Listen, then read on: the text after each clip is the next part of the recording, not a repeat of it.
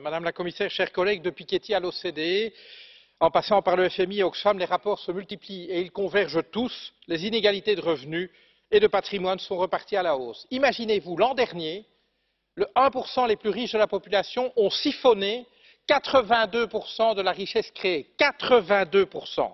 Et ceci n'est pas le produit du hasard, ni de je ne sais quelle loi de la nature, c'est le produit de choix politiques. Au motif d'assainir les finances publiques et d'atteindre une plus grande efficacité économique, efficacité c'est à la mode, il faut flexibiliser les marchés du travail, mettre les services publics et la protection sociale sous pression, assouplir toute législation qui affaiblirait ou handicaperait nos entreprises, même lorsqu'il s'agit de protéger la santé ou l'environnement. Il faut partir plus tard à la pension alors que des jeunes peinent à trouver de l'emploi. Il faut réduire les allocations de chômage alors qu'à certains endroits de l'Union européenne, pour une offre d'emploi, vous avez des dizaines et des dizaines de candidats. Monsieur Lambert, rappelez-vous, plus doucement, s'il vous plaît. Je vais trop vite. Apparemment, oui. Ah, c'est emporté par la fougue, sans doute. Je vois ça.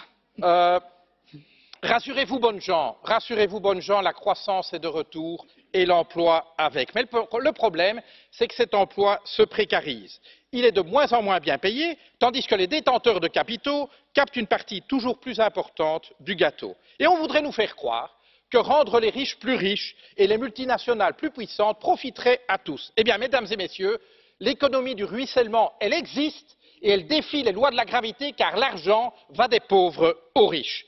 Tout cela a des conséquences très concrètes, évidemment, car dans notre riche Union européenne, un quart de nos concitoyens, y compris des millions qui ont un travail, eh bien, sont en risque de pauvreté et d'exclusion sociale, au point pour certains de devoir choisir entre manger ou se soigner, au point pour certains de mourir dans les rues de nos villes. Madame Thyssen, chers collègues, je me réjouis que le pilier européen des droits sociaux ait vu le jour. Mais si nous voulons inverser la courbe des inégalités, si nous voulons qu'il soit autre chose qu'un alibi moral, il faudra non seulement le rendre aussi contraignant que les règles budgétaires européennes, mais définitivement changer de cap dans nos politiques économiques pour les remettre au service du plus grand nombre de nos concitoyens. Je vous remercie.